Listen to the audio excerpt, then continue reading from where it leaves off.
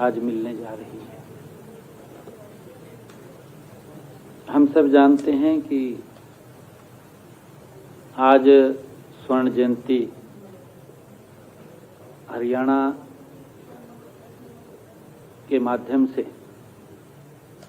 आज हमने सरकार के बीच जो MOU साइन किया है और इसका लाभ जिस सोच के आधार पर किया गया है कि प्रदेश के जन को मिले। हमारे हरियाणा प्रदेश मजबूती से आगे बढ़े और उस समय के अंदर जब हमने अभी 24 दिसंबर को भारत के हमारे गृह मंत्री आदरणीय अमित शाह जी की मौजूदगी में इसी पंचकुला में विजन डॉक्यूमेंट 2047 उसको लॉन्च किया और 2 रोज पहले हमने गुरुग्राम के अंदर एक्सपर्ट्स के बीच में, आप सब भी वहां उपस्थित थे, उसके ऊपर मंथन विचार किया। 2047 में ये हरियाणा कैसा हो, किस दिशा में हरियाणा जाए, हमारी परिकल्पना क्या है, हमारी सोच क्या है। उस सोच के आधार के ऊपर हमने 2047 का वो संकल्प लिया है, जो संकल्प भारत के यशस्वी प्रधानमंत्री आदरणीय मोदी जी ने 2047 का इस भारत का संकल्प लिया है कि दुनिया में भारत का रूप कैसा हो, भारत को किस दृष्टि से देखें, भारत को किस नजर से उसको जाने, उसका रूप, वो संकल्प आदरणीय प्रधानमंत्री जी ने लिया है। और प्रधानमंत्री जी बीच बीच में चर्चा भी करते हैं, कई बार आपने सुना भी होगा। उन्होंने अपने वक्तव्य में एक बार कहा भी था कि हरियाणा देश का ग्रोथ इंजन बनेगा। तो उस दृष्टि से हम सब की बड़ी जिम्मेवारी है। आज हम सब ने MOU साइन किया है, उसका लाभ आने वाले समय के अंदर हरियाणा के जन को दिखना चाहिए। आज हम पिछले 11 वर्षों के अंदर अगर नजर डालें तो देश ने एक अलग बदलाव किया है, अलग दृष्टि से देश हमें दिखाई दे रहा है और उसकी चर्चा भी हो रही है। आम व्यक्ति, आमजन उसकी चर्चा करता है कि बदला है, चाहे वो मेरा गांव है, चाहे मेरा वार्ड है, और जब हम इसको सारे को मिलाते हैं तो मेरा प्रदेश है, और चाहे मेरा देश है। जब हम उसको देखते हैं तो कहीं ना कहीं बड़ा बदलाव हर क्षेत्र के अंदर हमें नजर आ रहा है। फिर भी आज हमने जो MOU साइन किया है, MOU साइन का हमारा जो उद्देश्य है,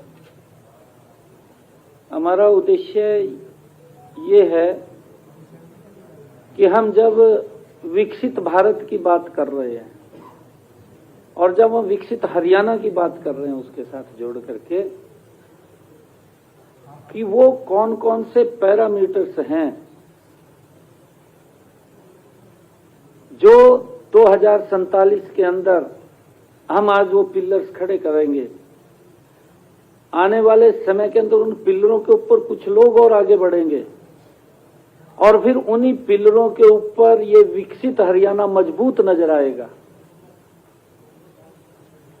हमें उस तरफ बढ़ने की जरूरत है, उस तरफ जाने की जरूरत है, उसके ऊपर सर्च करने की जरूरत है, उसको देखने की जरूरत है।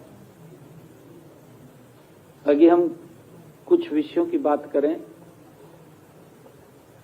मेरे ख्याल से ये 2014 से पहले सोच से भी दूर का विषय था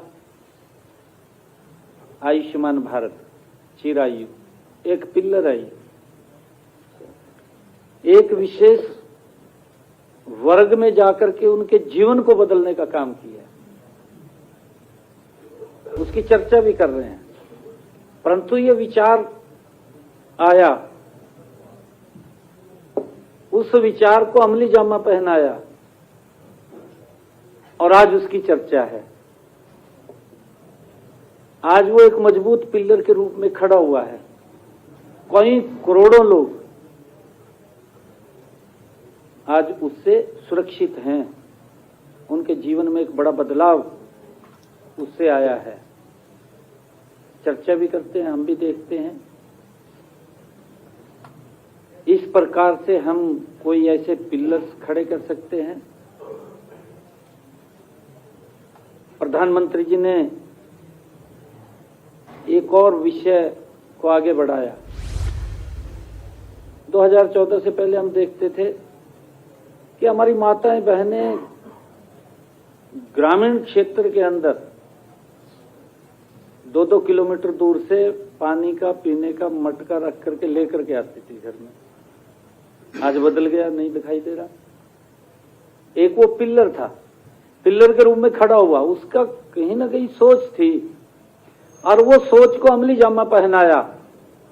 हर घर नल और स्वच्छ जल पहुंचाया,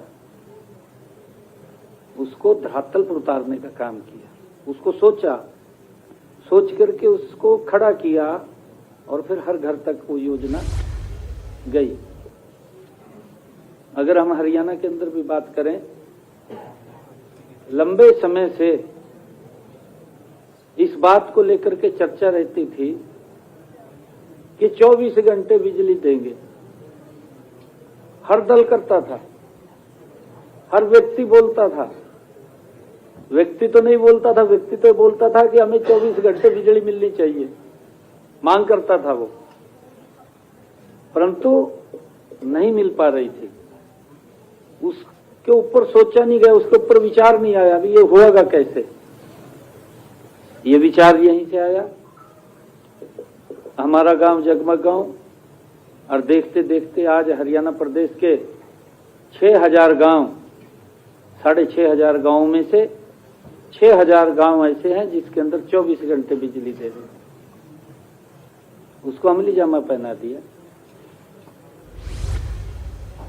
ये विचार किया गया, सोचा गया कि ऐसे वो परिवार, जिन परिवारों में आज तक गैस का कनेक्शन सिलेंडर ही नहीं था और वो कल्पना से परे की थी, उन तक नहीं पहुंच सकता था। ये प्रधानमंत्री जी का एक विचार आया कि हमारी माताएं बहनें, बरसात पड़ती है, खाना बनाने का सामान भी गिल्ला हो जाता है, गिल्ला हो जाता है तो परिवार को तो भोजन देना ही है, बच्चों को भी देना है।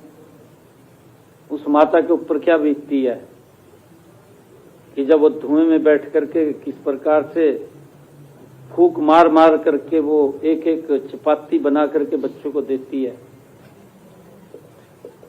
परंतु विचार आया कि ऐसे परिवारों को, नहीं तो आपके सामने क्या स्थितियां थी, पूरा वातावरण बदला है, बदल करके लोगों के जीवन को सुगम सरल करने का काम किया है, उसकी एक समस्या का समाधान किया है।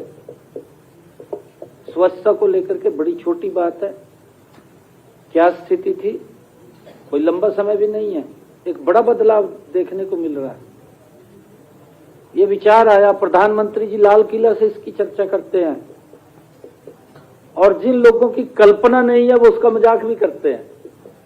इससे कितना बड़ा एक आम व्यक्ति के जीवन में बदलाव होगा, वो मजाक भी करते हैं उसका, परंतु उनकी कल्पना नहीं थी, उनकी शायद सोच भी नहीं थी। प्रधानमंत्री जी ये बात बोलते हैं, उन्होंने जो शौचालय बना करके दिए हैं, इज्जत घर, एक बड़ा बदलाव किया है आम व्यक्ति के जीवन के अंदर। हर योजना ने एक बड़ा बदलाव किया है और लोगों को महसूस हुआ है और यही शासन होता है। शासन यही होता है कि जब हम मिलकर के उस दिशा में काम करें और लोग कहें कि नहीं ये सरकार मेरी है, उसको लगना चाहिए कि सरकार मेरी है, यही शासन है। नहीं तो समय तो काटते थे, ये सोच करके काटते थे भी 5 साल के बाद तो मैंने बदल जाना है, दूसरा आएगा। परंतु अब बदलाव नहीं लोग चाहते। आप देख रहे हैं, लोग बदलाव नहीं चाह रहे, लोग काम चाह रहे हैं। हमारे सामने है, हमने आज MOU साइन किया है। मेरा आग्रह है आप सबसे कि हमने जिन जिन विषयों के ऊपर आज भी बहुत सारी, मैंने कहा है कि 2047 का विजन संकल्प हमारे सामने है। हमने हरियाणा को गति से भी और लोगों के जीवन को सरल करते हुए इसको आगे बढ़ना है। स्लो भी नहीं चल सकते क्योंकि समय हमारे पास लिमिटेड है, समय कोई लंबा नहीं है। 2026, 2047 हमारे पास 15-16 साल का समय है। 16 साल का, 21 साल का, 21 साल का समय है। लंबा समय नहीं है, देखते ही देखते निकल जाएगा। हम जिस भी विषय को पकड़ें या जिस विषय के ऊपर हमारे ध्यान में आए कि हम क्या कर सकते हैं और लोगों के जीवन के अंदर बदलाव लाने के लिए। अभी एक विचार आया, कितनी चर्चा रहती थी कि वही तहसील के अंदर सबसे ज्यादा भ्रष्टाचार है, ये चर्चा रहती थी। आखिर ये विचार आया कि इसको फेसलेस कर दो, व्यक्ति को जानी ना पड़े तहसील में उसको फेसलेस करो। और वो बढ़ गया आगे। पूरे प्रदेश में आज फेसलेस रजिस्ट्री हो रही है कि व्यक्ति को सिर्फ अपने जब फोटो तरवाएगा, साइन करने जाना है, साइन करेगा, तुरंत प्रिंट से रजिस्ट्री उसके हाथ में आ जाएगी। निकल कर साइन करते ही उसके हाथ में रजिस्ट्री आ जाएगी, घर चला जाएगा, उसको किसी के पास जाने की जरूरत नहीं है। उसका पूरा का पूरा टाइम तय कर दिया। हम ये चाहते हैं कि इसके निमित्त आपको एक बड़ी जिम्मेवारी मिली है, बड़ी जिम्मेवारी भी है और एक वजन भी आपके कंधों के ऊपर है, विकसित हरियाणा का। उसकी मजबूत नींव, वो पिल्लर हम ऐसे खड़े करके जाएं कि उन पिल्लरों के ऊपर लोग चलें, बदल भी ना सके कोई। ऐसा पिल्लर होना चाहिए, कोई बदलने की भी कोशिश करे भी नहीं बदल सकता उसको। उस दृष्टि से हमने आगे बढ़ना है। और मैं ये भी चाहूंगा कि आज आप सब ने जो ये पोर्टल लॉन्च हुआ है, हमारा नेशनल एजुकेशन पॉलिसी नीव, और सभी हमारे वीसीस यहाँ इस बात को सुनिश्चित करें कि वो अपने विश्वविद्यालय का जो डाटा है, जो समय तय हुआ है हमारा, उस समय के अंदर हम उसको फिलअप कर दें, उसको चढ़ा दें इसको, और इसको लंबा ना ले जाएं। मैंने कहा है कि जो भी हम काम करें उसकी गति हमें तय करनी होगी, भी हमने इस गति से चलना है। और जब ये गति रहेगी तो लोग अपने आप बोलते हैं, लोग चर्चा भी करते हैं, भी अच्छा काम हुआ है, वो उसके बारे में कहते हैं। और एक मेरा आग्रह ये भी है कि हमने अभी AI based pre budget feedback portal अभी 2 रोज पहले हमने उसको लॉन्च किया है। आप सबके भी सुझाव, आपके जो और फैकल्टीज मेंबर हैं उनके पास भी, क्योंकि ये नहीं पता किसके पास क्या सुझाव होता है, अच्छा सुझाव हो तो वो देख करके इसके ऊपर जरूर शेयर करें। आप स्टूडेंट्स को कहिए, स्टूडेंट्स के पास भी अच्छे सुझाव होते हैं कि वो भी उसके ऊपर जरूर शेयर करें, ताकि ये बजट जनता का बजट बने, लोगों का बजट बने। ये सरकार का बजट ना बने, ये सरकार का बजट है, वो नहीं रहना चाहिए। बजट जनता को दिखना चाहिए भी बजट हमारा है।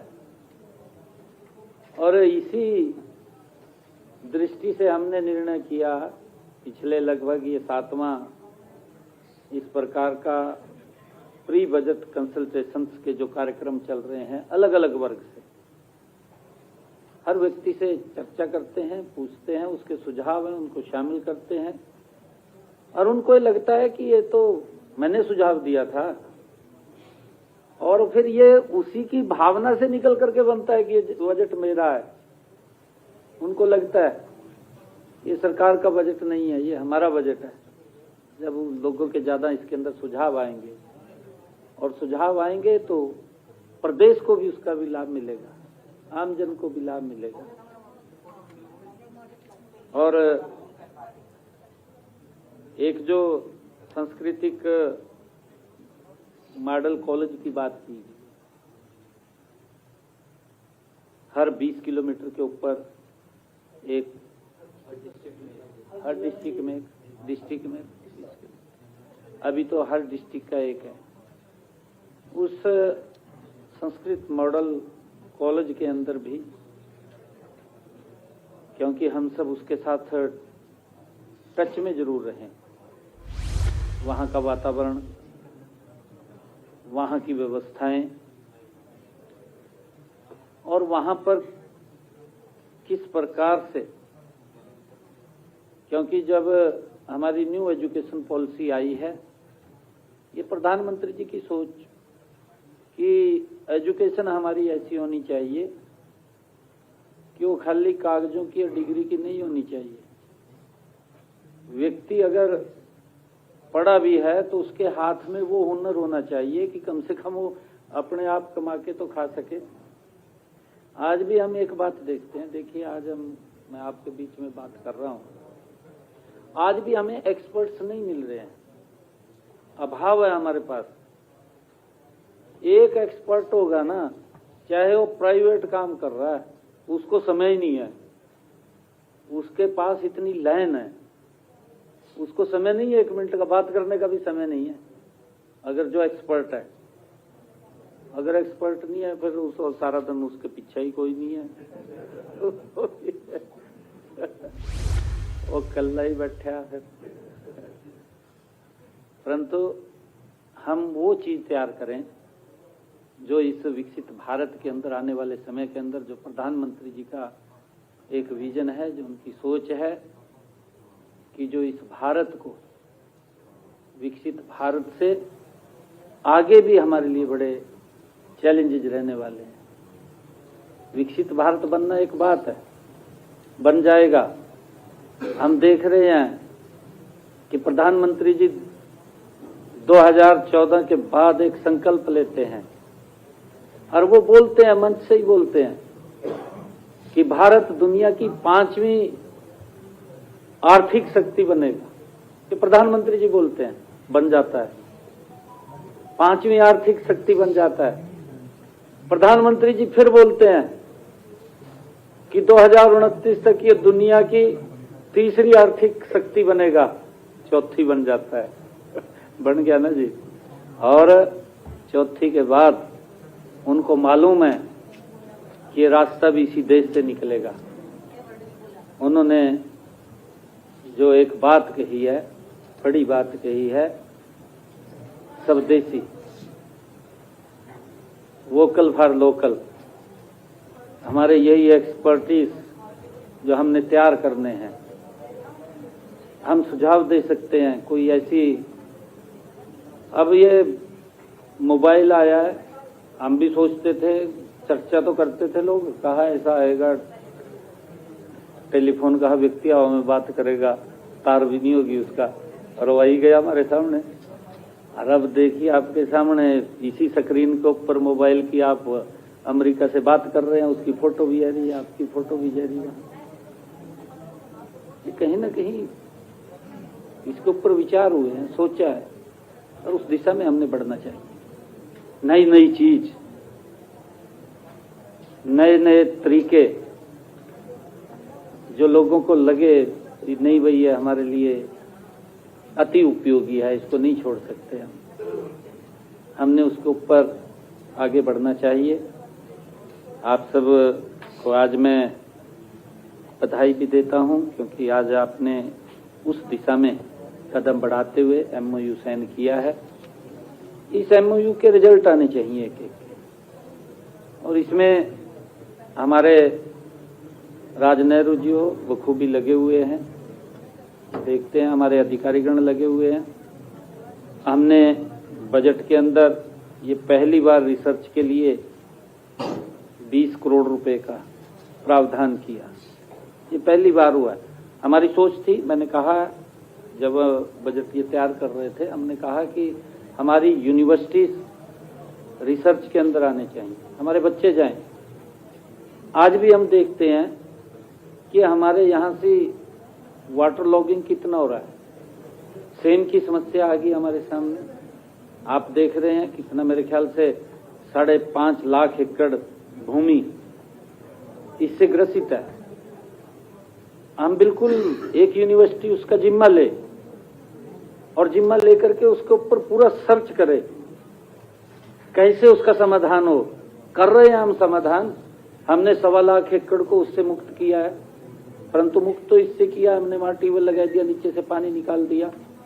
हम क्या कर सकते हैं अलग, उसका खर्चा भी कम हो और जल्दी काम हो,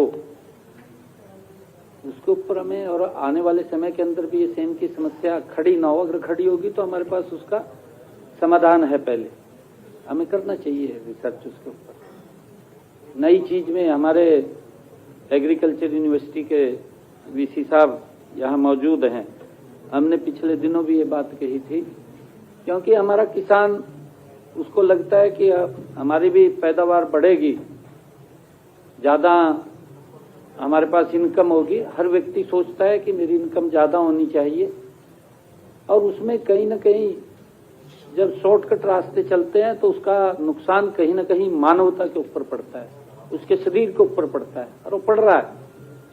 आप देख भी रहे हैं कि जब उसके अंदर बेतहाशा हम पेस्टिसाइड, बेतहाशा हम खाद डाल रहे हैं, या हम एक ही फसल के अंदर जा रहे हैं, धान या गेहूं, उसी में ही जा रहे हैं। हमारा डाइफरकेशन भी होना चाहिए। हमें बहुत चीजों की आवश्यकता है। हॉर्टिकल्चर के अगर हमारे VC यहाँ बैठे होंगे तो हमने उनको भी कहा है कि आप इस प्रकार का, पिछले बजट के अंदर भी हमने उसको ध्यान में रख करके घोषणा की थी कि हम किसानों को डाइफरकेशन की तरफ ले जाएंगे हॉर्टिकल्चर में, और उसके लिए हमने एक्सीलेंस सेंटर की भी बात कही थी।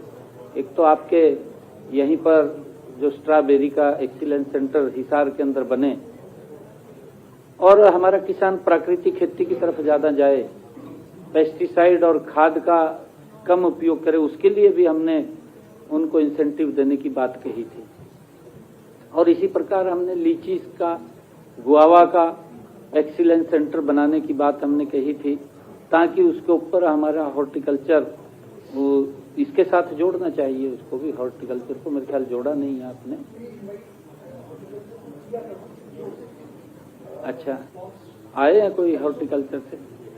है नहीं। तो उसके अंदर क्योंकि हम इतना ज्यादा, अगर गुआवा है, लीची है, लोग उसका लेते हैं, उसको एक्सपोर्ट भी आप बाहर करना चाहें तो उसका एक्सपोर्ट जाएगा, उसका सारा सिस्टम है, बन जाएगा। बाहर से इतना सामान हमारे पास आ रहा है, हमारा भी जा सकता है बाहर, और बहुत ज्यादा उसकी आवश्यकताएं भी हैं। हम उस इंफ्रास्ट्रक्चर की तरफ भी बढ़ रहे हैं। हमारी हॉर्टिकल्चर गन्नौर के अंदर मंडी अभी लगभग इस ईयर के एंड तक वो तैयार हो जाएगी। बहुत बड़ी मंडी है, आप उस कल्पना ही नहीं कर पाएंगे कि एशिया की सबसे बड़ी मंडी यहाँ बन रही है हमारे इसमें, और उसमें हमारे किसान को उसका लाभ है। हम आज उसको उस तरफ ले जाएंगे, मंडी की हमारे पास व्यवस्था है, तो हमारा किसान बढ़ जाएगा उस तरफ, उसकी इनकम भी बढ़े, और हम डाइफरकेशन की तरफ भी जाएं। हम क्यों धान की फसल के और गेहूं की फसल की तरफ ज्यादा जाएं? हमने अलग अलग उसके ऊपर सोचना, उसके ऊपर विचार करना, हम क्या नया दे सकते हैं, क्या नई ऐसी चीज दे सकते हैं। मैं कर्नाटक के अंदर एक जगह गया था, मैंने शायद आपको बात शेयर किया था। तो एक व्यक्ति मेरे को ले गया, कहा जी मेरी लैब है यहाँ पर, आपका मैं विजिट कराता हूँ उसको। तो मैं समय निकाल करके उसमें गया, उसके साथ गया। मैं जब उसके साथ गया तो उसने कहा जी मैं गन्ने की यहाँ से वो बनाता हूँ पनीरी। मैं उसकी लैब में देख करके आया पूरा। तो मेरे को कहने लगा जी, कहा इसके अंदर 700-800 क्विंटल गन्ना उत्पादन होता है। जब उसने ये कहा भी 700-800 होता है तो मैं यकीन नहीं किया। मैं कहा आप गलत कह रहे हैं। फिर वो मेरे को गाड़ी में बैठा के खेत में ले गया। मैं खेत में गया मैं खेत में गया, वहां से मैं देख के आया। वाकई में 800 क्विंटल गन्ना था और मेरे ख्याल से 12 फुट का, तो उसका 12 से भी ज्यादा का होगा जो उसका गन्ने का वो है ना रस। ऊपर का तो आप अलग लगा लीजिए, परंतु जो मेन गन्ना है जिसमें रस है वो 12 फुट का होगा और बड़ा मोटा गन्ना। मैंने कहा है यार, देख के पता लग जाता है। हमने उस तरफ बढ़ना चाहिए।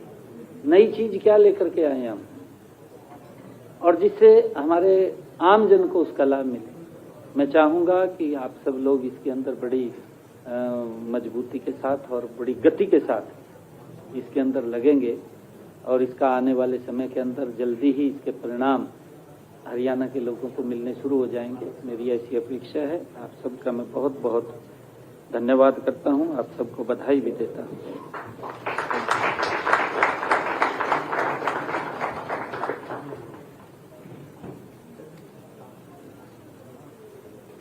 I request Dr. Nehru, Joint Director SJHIFM, to please give the word of thanks. Session. माननीय मुख्यमंत्री महोदय जी एंड सभागार में आसीन समस्त विशिष्ट अतिथिगण और यहाँ उपस्थित प्रबुद्ध जनों, आज का ये ज्ञान सेतु समारोह केवल एक कार्यक्रम नहीं बल्कि हरियाणा के स्वर्णिम भविष्य की ओर बढ़ाया गया एक ठोस कदम है। इस गरिमामय अवसर के समापन पर आप सभी का आभार व्यक्त करना।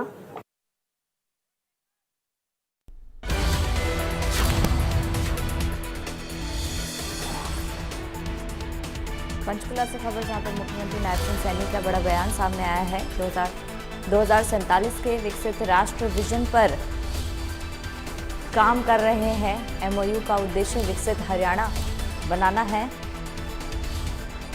उन्होंने कहा कि हरियाणा में 11 साल में विकास हुआ है, हर क्षेत्र में बड़े बदलाव हुए हैं। मुख्यमंत्री नायब सिंह सैनी के बड़े बयान, यहाँ पर मुख्यमंत्री नायब सिंह सैनी को आप सुन रहे थे।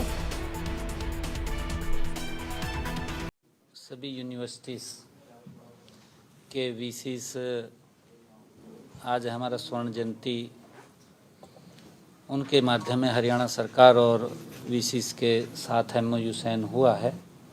और वो एमओयू जो हमने बजट के अंदर भी एक चर्चा की थी कि हमने 20 करोड़ रुपया रिसर्च के लिए रखा है। तो उस हमारी यूनिवर्सिटियाँ अलग अलग लोगों के जीवन को सरल करना और आने वाले समय के अंदर जो हमने 2047 का एक संकल्प लिया है, विकसित हरियाणा विकसित भारत, उसमें उनके सुझाव हमारे जो यूनिवर्सिटीज़ के स्टूडेंट्स हैं, हमारे प्रोफेसर्स हैं, ऐसे एक एक पिलर अलग अलग विषय के ऊपर गहनता से उसके ऊपर चर्चा विचार और रिसर्च करते हुए कि प्रदेश को उसका क्या लाभ मिले, उसको लेकर के एमओयू साइन हुआ है। और एक नीव पोर्टल उसको भी आज लॉन्च किया है। हमारी जो न्यू एजुकेशन पॉलिसी है उसके तहत सभी हमारे यूनिवर्सिटीज़ और शैक्षणिक हमारे अनुसंधान जो संस्थाओं के साथ व्यापक जो सहयोग के लिए जो समझौता हुआ है, और ये दोनों मिलकर हरियाणा को शिक्षा और गवर्नेंस के क्षेत्र में एक राष्ट्रीय मॉडल राज्य बनाने की दिशा में ये मजबूत कदम उठाएंगे। जैसा मैंने कहा है कि राष्ट्रीय शिक्षा नीति 2020 ने देश की शिक्षा प्रणाली को 21वीं सदी की जरूरतों के अनुरूप ढालने की स्पष्ट रूपरेखा दी है, लेकिन किसी भी नीति की सफलता उसके प्रभावी, मापीय और समयबद्ध क्रियान्वयन पर भी निर्भर करती है। इसकी जरूरत को ध्यान में रखते हुए हमने नीव पोर्टल को विकसित किया है। यह पोर्टल एक intelligent, data driven decision support system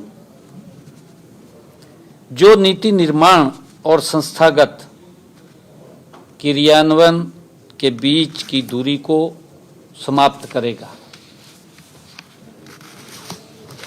साथियों, नीव पोर्टल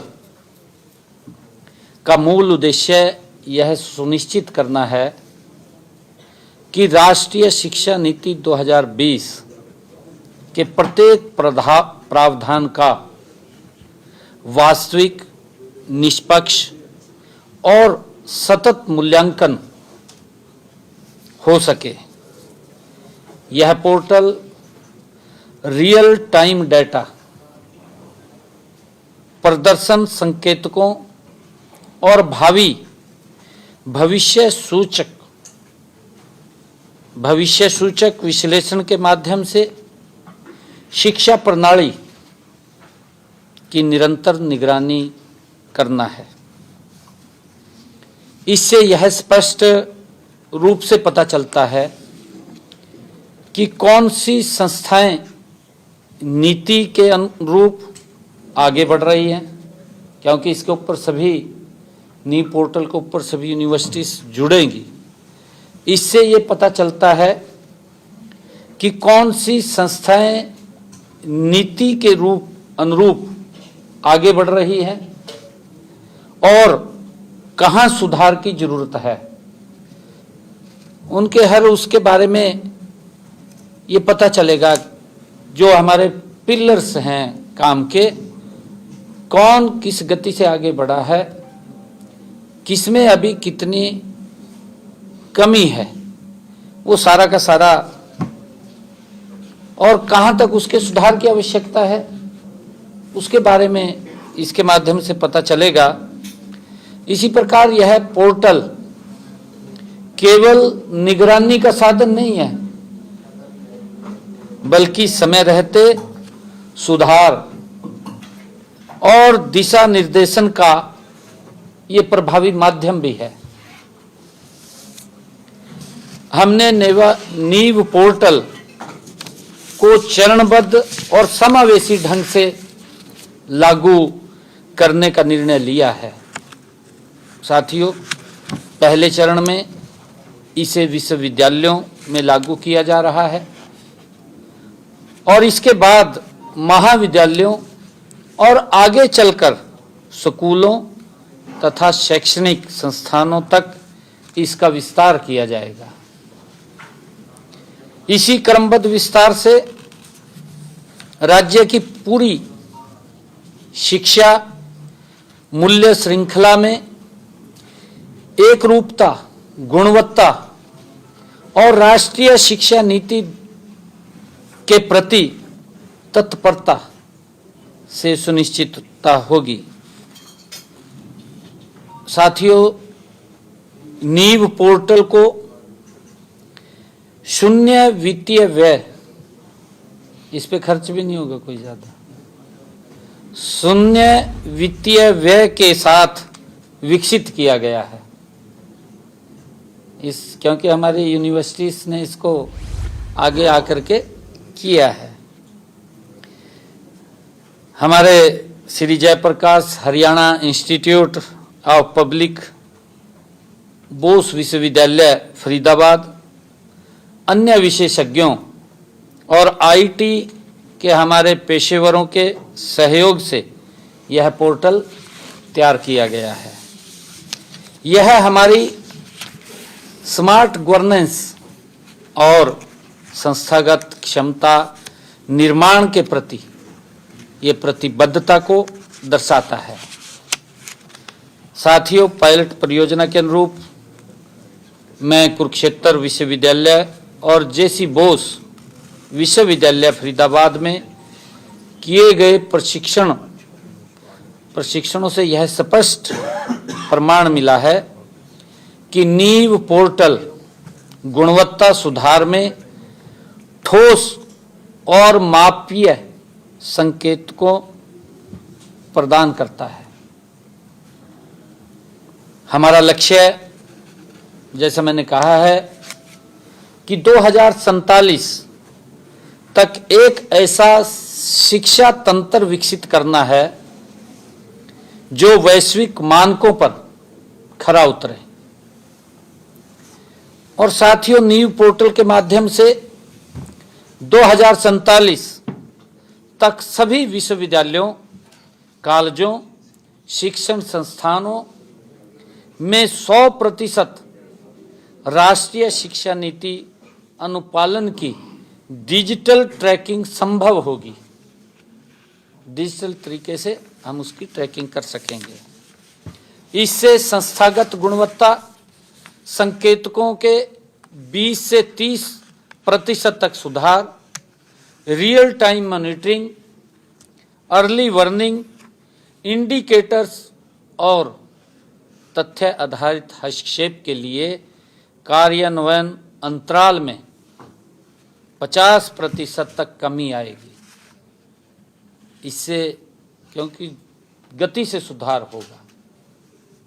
साथ ही साक्ष्य आधारित बजट एवं नीति निर्माण सुनिश्चित किया जाएगा।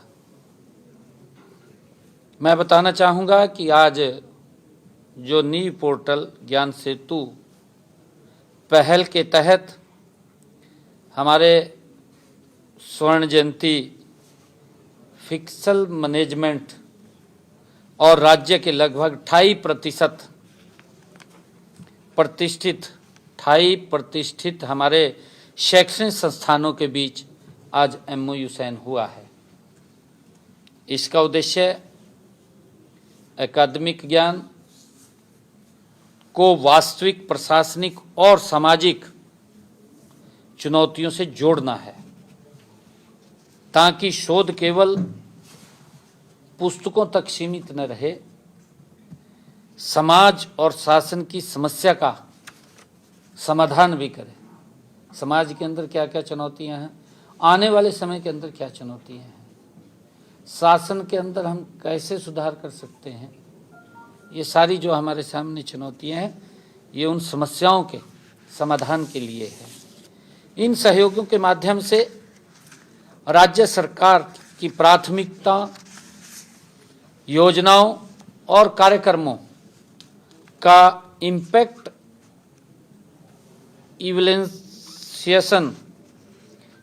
इवैल्यूएशन स्थानीय और जिला स्तरीय समस्याओं पर आधारित शोध परियोजनाओं, अधिकारियों और प्रशासकों के लिए क्षमता निर्माण कार्यक्रम तथा छात्रों के लिए ये इंटर्नशिप निर्माण अधिक सशक्त होगा और युवा प्रतिभाओं को वास्तविक प्रशासनिक अनुभव भी प्राप्त होगा। साथियों, जो हमारा ये नीव पोर्टल है, के अंतर्गत विकसित होने वाले पॉलिसी ब्रीफ्स, एनालिटिकल टूल्स और नॉलेज पेपर हरियाणा विजन के लक्ष्यों के अनुरूप होंगे। जो हमारा हरियाणा विजन 2047 है उसके अनुकूल होंगे, उसके अनुरूप होंगे। इससे नवीकरणीय ऊर्जा, संसाधन दक्षता, कृषि विविधीकरण और सार्वजनिक वित्त, सामाजिक सेवा वितरण जैसे क्षेत्रों में ये पायलट परियोजनाओं को समर्थन मिलेगा। इससे शासन और अधिक उत्तरदायी, कुशल और परिणामोन्मुखी होगा। साथियों, मेरा ये मानना है कि इन पहलों से सरकार को योजनाओं के प्रभाव अध्ययन, स्थानीय समस्याओं पर सटीक सिफारिशें, राज्य की वित्तीय सेहत को सुदृढ़ करने, शिक्षकों के प्रशिक्षण, कि हमारे स्कूलों में जो टीचर्स हैं उनकी ट्रेनिंग के लिए, और स्किल गैप स्टडीज के भविष्य के विभागों के लिए रणनीतिक अध्ययन जैसे अनेक लाभ इससे प्राप्त होंगे। नीव पोर्टल और ज्ञान सेतु ये दोनों पहले मिलकर के हरियाणा की शिक्षा को भविष्य के लिए तैयार, समावेशी और वैश्विक मानकों के अनुरूप बनाने की दिशा में कार्य करेगी। ये पहले सुनिश्चित करेगी कि शिक्षा, कौशल, नवाचार, रोजगार और सामाजिक उत्थान का ये सशक्त आधार बने, इसके लिए ये काम करेगी। साथियों, मैं ये कहना चाहूँगा कि वर्ष 2047 के विकसित भारत के लक्ष्य को प्राप्त करने की दिशा में शिक्षा की भूमिका सबसे महत्वपूर्ण है। हम इस भूमिका को पूरी गंभीरता से और प्रतिबद्धता के साथ हम निभा रहे हैं। मुझे पूरा विश्वास है कि इन पहलों के माध्यम से हरियाणा आने वाले वर्षों में राष्ट्रीय और वैश्विक स्तर पर शिक्षा और गवर्नेंस में ये अग्रणी उदाहरण बनेगा, ऐसा मुझे पूरा विश्वास है। आप सबका मैं बहुत बहुत धन्यवाद करता हूँ। इसके अलावा एक क्वेश्चन है कि आप दिल्ली की पूर्व मुख्यमंत्री हैं आतिशी, उन्होंने सदन के अंदर जिस तरह का गुरुओं को अपमान करने जैसा बयान दिया, आप कैसे देखते हैं? देखिए, दुर्भाग्यपूर्ण है जिन गुरुओं ने इस धर्म की रक्षा, मानवता की रक्षा और देश की रक्षा के लिए पीढ़ियां दांव पर लगाई हो, पीढ़ियों ने महाकुर्बानी दी हो, कोई एक व्यक्ति ने नहीं, पीढ़ियों ने, ऐसे गुरुओं के प्रति गलत सोचना वो दुर्भाग्यपूर्ण है। सोचना भी, कहने की तो बहुत दूर की बात है, कहना तो एक बहुत बड़ा शब्द हो गया, परंतु सोचना भी वो दुर्भाग्यपूर्ण है। उनसे हमें शिक्षा मिलती है, उनसे हमें प्रेरणा मिलती है, आने वाली पीढ़ियों को वो ऊर्जा मिलती है।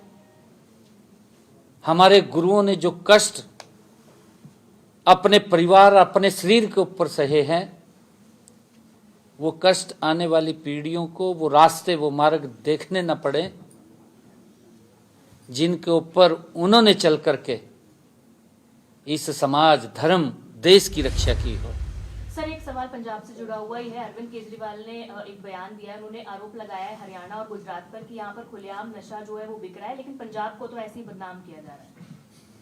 मैं केजरीवाल साहब को कहना चाहूँगा आपको तो सबको मालूम है, केजरीवाल स्वयं दिल्ली के मुख्यमंत्री थे और ये बात बोलते थे कि मैं दिल्ली को नशा मुक्त करूंगा। केजरीवाल को शायद उसकी बात अपनी ध्यान नहीं उसको रही है, उसको ध्यान करनी चाहिए, नहीं तो मैं आज आपके माध्यम से करा रहा हूं कि उसने शिक्षा की बजाय सबसे ज्यादा ठेके दिल्ली में खोले और उसने ये गजब किया, देश के अंदर पहला ऐसा मुख्यमंत्री था ये दिल्ली का जिसने महिलाओं के लिए अलग से ठेके खोले। ये मालूम है आप सबको, ये बहुत गजब का मुख्यमंत्री था। ये कह रहा है कि अगर कोई पढ़ेगा तो उन्हें वादे तो किए थे नौकरी के, भी नौकरी कहां से देंगे, उनको नशे में धकेल दें। अब ये पंजाब के अंदर आकर के बैठ गया, वहां तो जगह नहीं रही बैठने की, अब यहां बैठा है और यहां बैठा है। अखबारों के अंदर तो बड़ी बड़ी ऐड है, नशे के विरुद्ध युद्ध, यही है ना, युद्ध नशे के विरुद्ध। कागजों में 5 बजे के बाद आप भी गेड़ा मार लियो। एक सवाल इसी से जुड़ा हुआ सवाल है सर, लगातार आप पंजाब जा रहे हैं सर, पंजाब से दौरे भी कर रहे हैं सर। की बात हुई है, एमओयू साइन हुआ है, लेकिन सर एक बयान है, वो वाकई में वो बयान दिया गया है नहीं दिया गया, क्योंकि लगातार विपक्ष और युवा जो है वो इस मुद्दे पर निशाना साध रहे हैं। वो कह रहे हैं कि हरियाणा पब्लिक सर्विस कमीशन के चेयरमैन ने कहा है कि हरियाणा की यूनिवर्सिटियों में जो पढ़ाया जाता है वो इतना सही से नहीं पढ़ाया जा रहा कि आप हरियाणा की सरकार की नौकरियों में आप, इसलिए हरियाणा के युवाओं का चयन नहीं हो पा रहा। किसने कहा? दीपेंद्र हुड्डा ने कहा है कि एचपीएससी चेयरमैन ऐसे बोल रहे हैं, चेयरमैन ने कहा है, वो चेयरमैन का बयान कोट कर रहे हैं। क्या वाकई में ऐसा कहा गया है सर? देखिए इनके पास मुद्दा नहीं है। दीपेंद्र हुड्डा को शायद ये बात ध्यान में नहीं है, उनके समय के अंदर नौकरियां किस प्रकार से तराजू में तोल करके दी जाती थी, कितना भ्रष्टाचार था। हमने कहा है और ये बड़े विश्वास के साथ हम कह रहे हैं कि अगर किसी भी बच्चे को लगता है, और ये नहीं है कि जो उन्होंने अफवाह डाल रखी है कि बाहर से लग गए, उनकी सरकार के अंदर भी कितने बाहर से लगे वो भी रिकॉर्ड है, हमारी में भी कितने बाहर से आ रहे। देखिए कई टेस्ट ऐसे होते हैं, हमारे हरियाणा के बच्चे नहीं लग रहे उत्तर प्रदेश में जाके, हमारे हरियाणा के बच्चे राजस्थान में लग रहे हैं, हमारे हरियाणा के बच्चे पंजाब में लग रहे हैं, हमारे हरियाणा के बच्चे गुजरात में लग रहे हैं, हमारे हरियाणा के बच्चे बिहार के अंदर लग रहे हैं, हमारे हरियाणा के बच्चे देश के अलग अलग राज्यों के अंदर लग रहे हैं, हमारे इधर से भी जाते हैं उधर से भी आते हैं। इसका ये इस प्रकार का दुष्प्रचार करना और इस प्रकार से अफवाह फैलाना, क्योंकि इनकी अपनी नीतियां, इनके पास मुद्दा नहीं बचा, कुछ कहने के लिए नहीं है कुछ भी। हम ये बात बोल रहे हैं कि सरकार ट्रांसपेरेंसी तरीके से काम कर रही है और मुझे खुशी है बताते हुए आपको कि हमारे हरियाणा के बच्चे कितने इंटेलिजेंट और पढ़े लिखे हैं। यूपीएससी के पेपर में 58 बच्चों ने क्लियर किया था, अभी पीछे 58 बच्चों ने। मेहनत कर रहे हैं ना बच्चे, मेहनत का फल लग रहा है। और आज उसी कड़ी के अंदर बिना पर्ची बिना खर्ची के हरियाणा के अंदर आपके सामने है 2 लाख के करीब में नौकरियां दी गई हैं, 2 लाख के करीब में। और उसके अंदर चाहे फर्स्ट क्लास हो चाहे कोई और भी हो। और इस बात का जो ये बात कह रहा है, चाहे कोई भी कह रहा है कांग्रेस का, क्योंकि मुद्दा नहीं है, हम इसका खंडन करते हैं और इस प्रकार का गलत बयानबाजी नहीं करनी चाहिए। मैं कह रहा हूं हमारे पास तथ्य हैं, पूरे तथ्य, ऐसा गलत नहीं है, बिल्कुल चलती थी। अरे यार मैं नहीं कह रहा हूं, ये माननीय हाई कोर्ट ने कहा है, माननीय हाई कोर्ट ने अपने एक आदेश में कहा है कि क्या क्या लाले की दुकान खोल दी, कहा, ये कहा है ना, लिख दिया आदेश के अंदर ये लाले की दुकान खोल दी, भाई वहां से तो माल बिकता है। Thank you, thank you, thank you. Thank you sir.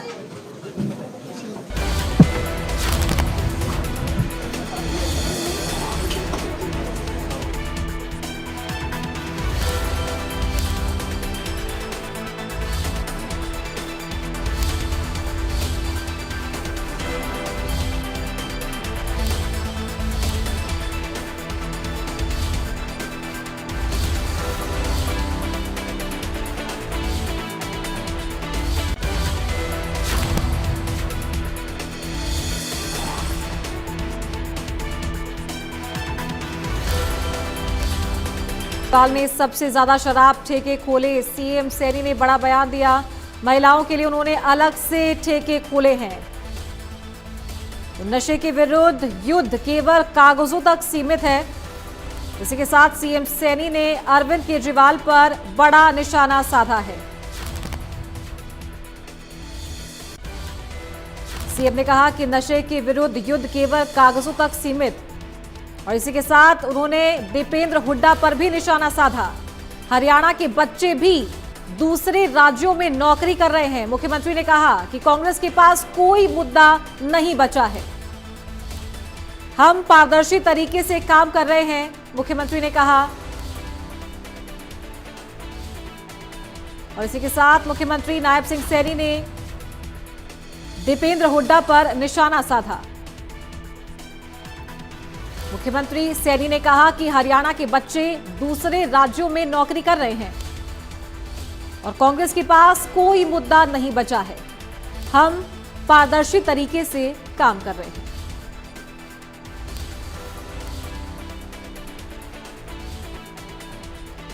तो मुख्यमंत्री नायब सिंह सैनी प्रेस कॉन्फ्रेंस कर रहे थे और तमाम मुद्दों को लेकर उन्होंने अपनी बात रखी। दीपेंद्र हुड्डा पर निशाना साधा, अरविंद केजरीवाल पर निशाना साधा। हरियाणा को लेकर कहा कि हरियाणा के बच्चे दूसरे राज्यों में नौकरी कर रहे हैं, कांग्रेस के पास कोई मुद्दा नहीं बचा है। और अपनी सरकार को लेकर कहा कि हम पारदर्शी तरीके से काम कर रहे हैं।